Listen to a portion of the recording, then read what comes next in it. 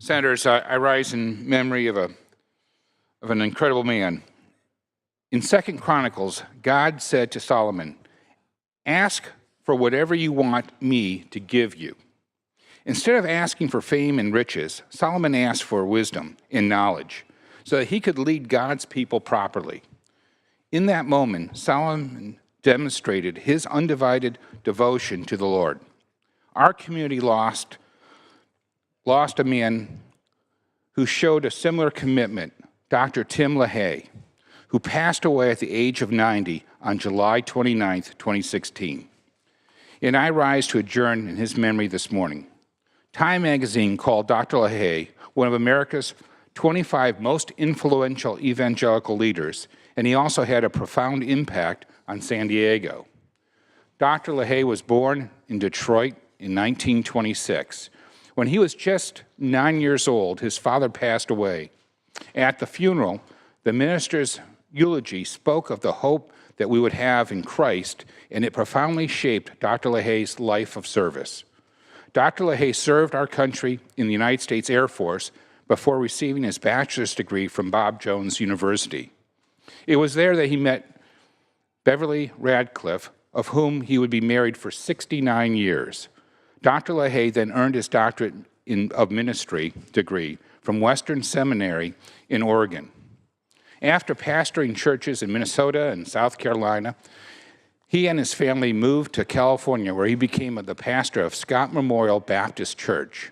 Under his 25-year leadership, the congregation expanded to 3 locations, including what is now known as Shadow Mountain Community Church in El Cajon. He also founded what is now San Diego Christian College, as well as 2 Christian high schools. Dr. LaHaye perhaps is best known for his co-authorship of the Left Behind book series. The Left Behind series sold more than 80 million copies and later was turned into a blockbuster movie starring Nicolas Cage. Several of the books in the series appeared on the bestsellers list of the New York Times, USA Today, Wall Street Journal, Publishers Weekly, and the Christian Booksellers Association. In addition to the Left Behind series, Dr. LaHaye wrote more than 60 other books.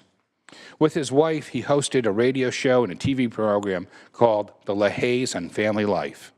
And with Dr. LaHaye's support, Mrs. LaHaye founded Concerned Women for America, a 600,000 member strong organization dedicated to applying biblical principles to public policy. In 2005, Time magazine called the LaHayes, quote, the Christian power couple. Dr. LaHaye was not afraid for standing up for biblical values, and his political influence reached governors and presidents. But like Solomon, Dr. LaHaye did not appear to seek national influence or fame for his own sake. He sought to be a good steward of the resources of God had given him.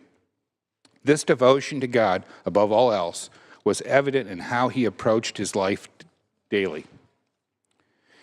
His co-author of the Left Behind series, Jerry Jenkins, wrote recently that while he and LaHaye were on their book tours together, he would often look around and realize that LaHaye had slipped away, often to pray with a stranger he had just met.